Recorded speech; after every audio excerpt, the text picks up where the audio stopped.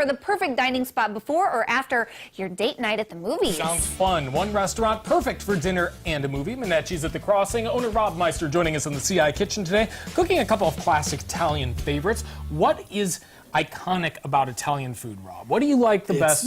Iconic is family. With Italian, it's 100% family, and that's why I loved it so much. I was from a big family of 6, so that's why I loved Italian food so much. I always tell people that, even though I'm almost totally German, I hate to disappoint people, I'm Italian by digestion, because I was eating at Minnecis since I was an infant. Really? And that was always the big thing, is that the 6 of us would get around a table and be able to have that family atmosphere, have Joe Minnecis' personal attention, and that's what I always think of.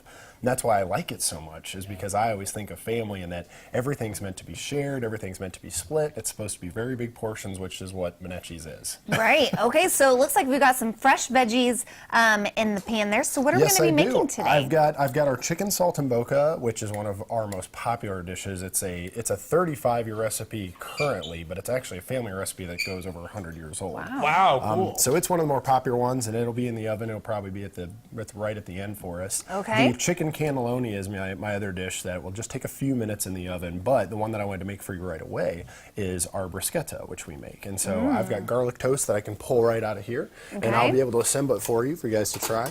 You can see the other stuff already going nice and hot.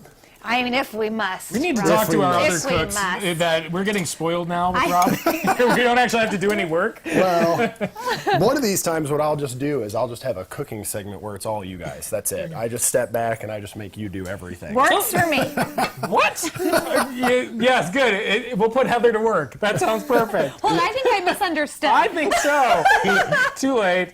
All right, so you're putting some cheese on there. Yeah, absolutely. So our bruschetta gets our fresh mozzarella cheese, and then it gets our tostini tomatoes, which is a mixture of oregano and fresh tomatoes with extra virgin olive oil, which we have a very high quality olive oil at the restaurant, and a little other couple secrets that I can't give away. But still things that you obviously will enjoy. Then each piece gets a little bit of not only our granulated Parmesan, but also our high-end Parmesan, and then the fresh basil, and this is as it comes at the restaurant. But what I always do, because I just have been doing it ever since I was a kid, is I do a little bit of our balsamic glaze right on top, and that is always just something that kind of kicks it over the edge. Now that looks very thick. Is that normal, or is that? It depends on the glaze. That's always one of the things that is the great war between what is Italian, is that Northern Italians, Central Italians, Southern Italians, and Sicilians will tell you that that is 4 different countries.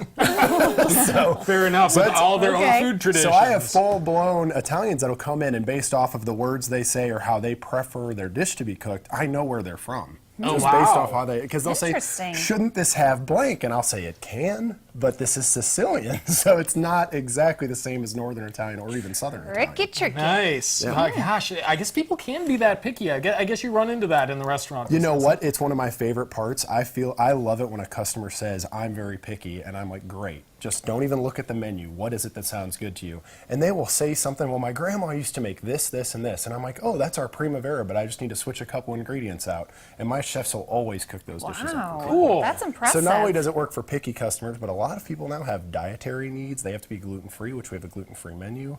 They're on a protein diet, like Ideal Protein, which we have that menu as well. So you have to be able to cater to everybody. Sure do. Yeah. You still got brunch on Sundays. Can't forget absolutely. that. And it has been, we had a great war that was happening between the menu or the buffet, and the buffet so far is winning out on our Facebook page. Really? We've had over 4,000 people look at it, and over 100 people vote on it, and so far buffet is really leading the way. So.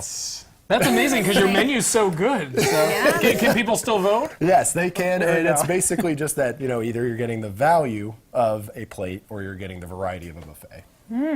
You Sounds heard like it here. a win-win to me. I agree. Okay, we're going to check back in with you in just a little bit, see how everything's going to be turning out. But in the meantime, you can connect with Minnecis over at CILiving.tv. Get one of those chocolate torte things too. Yum, that looks good. Dinner first.